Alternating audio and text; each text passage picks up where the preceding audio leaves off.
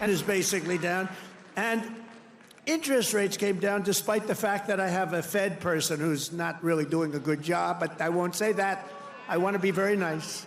I want to be very nice and respectful to the Fed.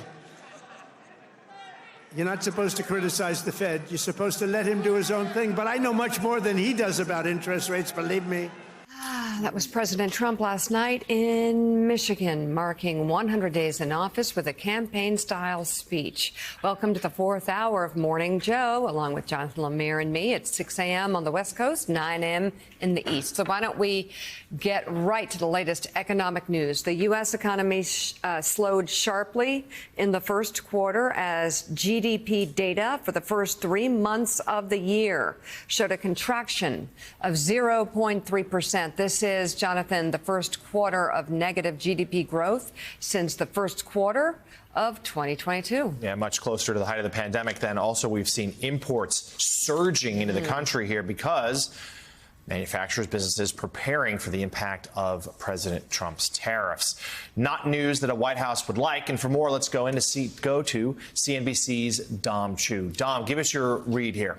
So Jonathan, Mika, so the gross domestic product data is hard economic data, right? This is data that has happened in the past, that is actually measurable. So that latest read on growth came in lower than expected as well. The 0.3% drop on an annualized basis compares to what economists were looking for in terms of growth of 0.4%. Now, this is the first read on first quarter GDP. We're going to get 2 more revisions to get to the final number weeks from now. So markets are lower in part, as you point out, due to the GDP number. But some traders and investors are being a little bit more measured about the surprise drop in that GDP because, to Jonathan's point, a good amount of it is due to the surge in imports as many companies, even consumers, rush to get goods into the country ahead of those tariffs being implemented. Imports, just as a primer, they actually subtract from gross domestic product. So that drop could actually be reversed at some point in the coming months, depending on the kind of import and other economic activity we had. And by the way, we also got more hard economic data from payrolls processor ADP, which showed that America added 62,000 private sector jobs during the month of April. That was well below the 120,000 jobs expected by economists and lower than the 147,000 that we saw back in March.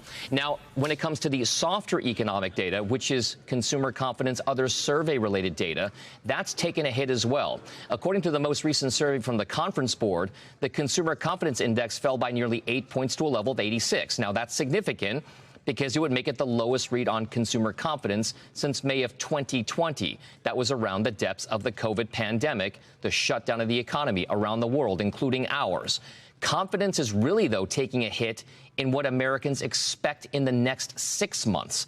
The Conference Board's Expectations Index, which asks respondents about how they feel about the next half year, that measure fell to the lowest since October of 2011, and it was driven by sharp drops in optimism over all 3 of the expectations components. We're talking business conditions, employment prospects, and future income as well.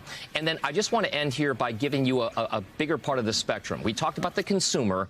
Now it's about the business side of things. This is the busiest week of corporate earnings season. About a third of the entire large cap S&P 500 will report their latest quarterly financial results.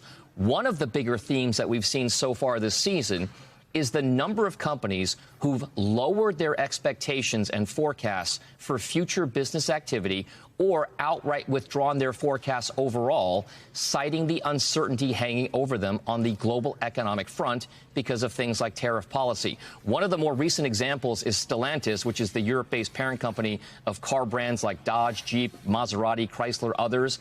It abandoned its full-year forecast due to tariff-related uncertainties, but it did say it is highly engaged with the administration on tariff policies in the future. Also, airline companies like American, Alaska, Southwest Airlines all either withdrew fully or part of their full-year forecast given the uncertainty, leading to some questions about consumer and business travel in the coming months. But it's not all bad news, because I'm not all that bad news guy. Guys, Royal Caribbean Cruise Lines, Royal Caribbean, did manage to raise its full-year forecast. The company is saying that bookings for the full year remain on track cancellations are at nominal levels, and that they are seeing business activity consistent with their prior forecasts, so they're upping that as well. So it's a bit more mixed, but still, the general feeling is that there is a slowdown that is occurring. Whether or not it leads to a full-blown recession, that's going to be the key question for a lot of people out there. Covering a lot of ground for us there. Our thanks to CNBC's Dom Chu, a.k.a.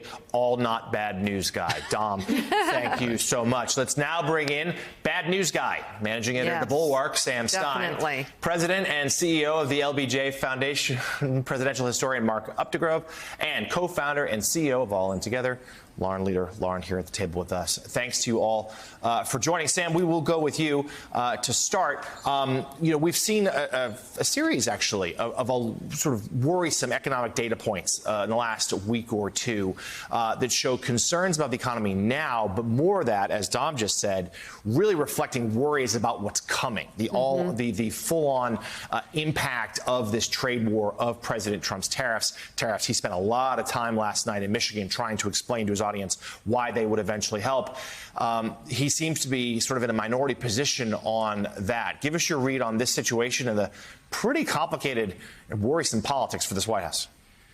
Yeah, I mean, the GDP number is not great, but it's not, as Dom said, it's not terrible, because if you look underneath, consumer spending's fine. Job growth from last month was fine, pretty good, actually.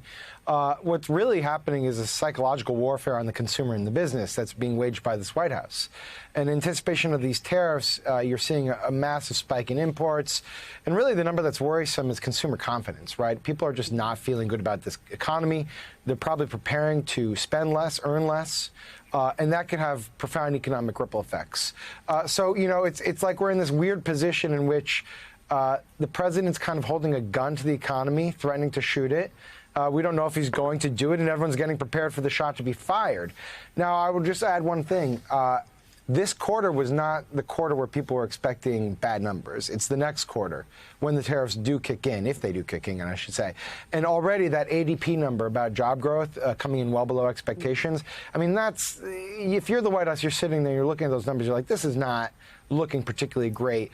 We're going to start seeing the impact of the tariffs actually in Q2. We're going to start seeing the impact of the DOGE job cuts soon in the April jobs data. The real bad data is to come. This is the mixed bag data. And so if I'm the White House, I'm on the political side, I am not feeling particularly great about this, and I'm probably trying to concoct some ways to get Trump to move more swiftly to announce some deals or really honestly pull the tariffs back entirely.